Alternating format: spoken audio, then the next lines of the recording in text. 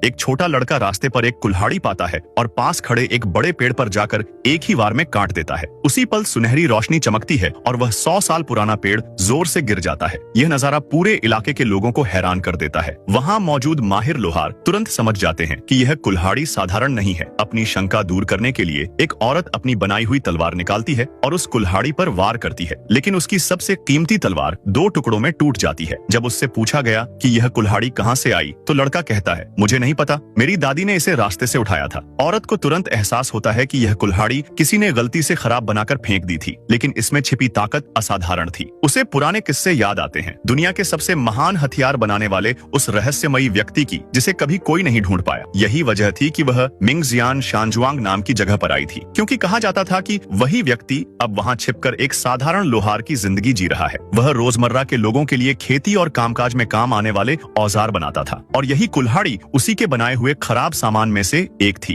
औरत तुरंत वहाँ पहुँचती है और वहाँ के मुखिया से कहती है कि वे अपनी खदान उसे सौंप दें, लेकिन वह खदान हजारों लोगों की रोजी रोटी का सहारा थी, इसलिए मुखिया ने मना कर दिया। औरत समझ जाती है कि अब ताकत से खदान लेना मुश्किल है, इसलिए वह एक मुकाबले का प्रस्ताव रखती है। दोनों पक्षों के 3-3 लोग खदान की धातु से हथियार बनाएंगे और जो हथियार ज्यादा पत्थर काटेगा वही विजेता होगा। अगर वे हार जाएं तो खदान सौंप देंगे, लेकिन अगर जीत गए तो सामने वाले 3 साल तक खदान पर दावा नहीं करेंगे। पहले मुकाबले में मुखिया की बेटी उतरती है। उसकी कारीगरी उतनी बेहतरीन नहीं थी, लेकिन उसकी मेहनत और कौशल देखकर सब दंग रह जाते हैं। दूसरे राउंड में त्यांगोंग फांग का बड़ा गुरु खुद आता है और अपनी तलवारबाजी से कई पत्थर काट देता है, लेकिन औरत को अब भी संतोष नहीं होता। वह खुद मैदान में उतरती है और अपनी असली शक्ति दिखाती है। उसकी कला इतनी अद्भुत थी कि वहाँ मौजूद सब लोग हैरान रह जाते हैं। मुखिया तुरंत पहचान जाता है कि यह वही महान शिष्य है जिसके बारे में कहा जाता है कि उसने 9 साल की उम्र में ज्ञान पाया था और 18 की उम्र में 9वें दर्जे की लोहार बन गई थी। यह देखकर मुखिया घबरा जाता है, क्योंकि उसे एहसास होता है कि इतना कौशल हासिल करना किसी आम इंसान के बस की बात नहीं। तभी वह लड़के की तरफ देखता है जिसने शुरू से सब कुछ ध्यान से देखा था। उसे समझ आता है कि यह लड़का आम नहीं है। आखिरी मुकाबले में